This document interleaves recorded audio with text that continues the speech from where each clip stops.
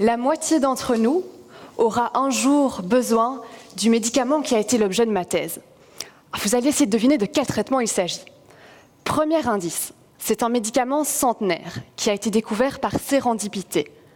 Sérendipité. Ça veut dire par hasard. Parce qu'un chercheur avait laissé traîner ses éprouvettes. Je suis persuadée que vous pensez à la pénicilline. Mais écoutez plutôt mon deuxième indice. Cette molécule a été découverte dans un foie, d'où son nom issu du grec. Alors, vous avez trouvé ? Elle s'appelle héparine. Pour la plupart d'entre vous, c'est sans doute la première fois que vous entendez ce nom. Et pourtant, on estime que l'héparine a sauvé autant de vies que la pénicilline au cours du XXe siècle, car elle permet de traiter l'une des principales causes de décès à l'échelle mondiale, la thrombose. La thrombose, c'est un bouchon nommé caillot sanguin qui vient obturer une artère ou une veine et qui peut entraîner, par exemple, une crise cardiaque si ça touche le cœur ou un AVC si ça touche le cerveau. Notre héparine, elle permet d'empêcher la formation pathologique de ces caillots sanguins.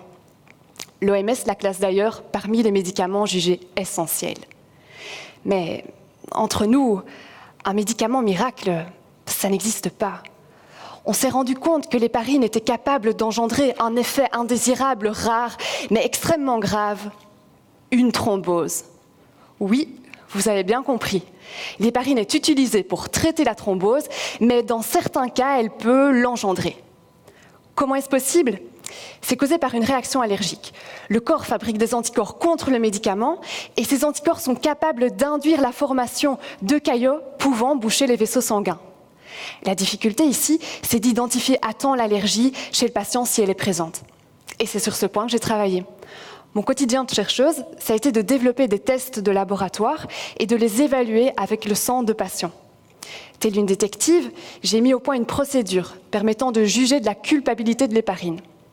En cas de suspicion d'allergie chez un patient, cette procédure débute par une enquête dans le dossier médical. Si les preuves cliniques sont accablantes, on procède à une perquisition.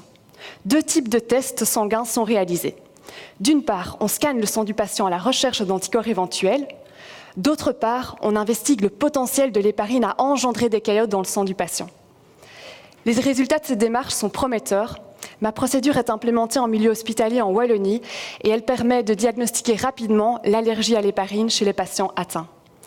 Ce médicament centenaire, il a encore beaucoup d'avenir devant lui. Si on vous l'administre un jour et qu'il a de mauvaises intentions à votre égard, soyez rassurés, on sait comment le faire parler. Merci.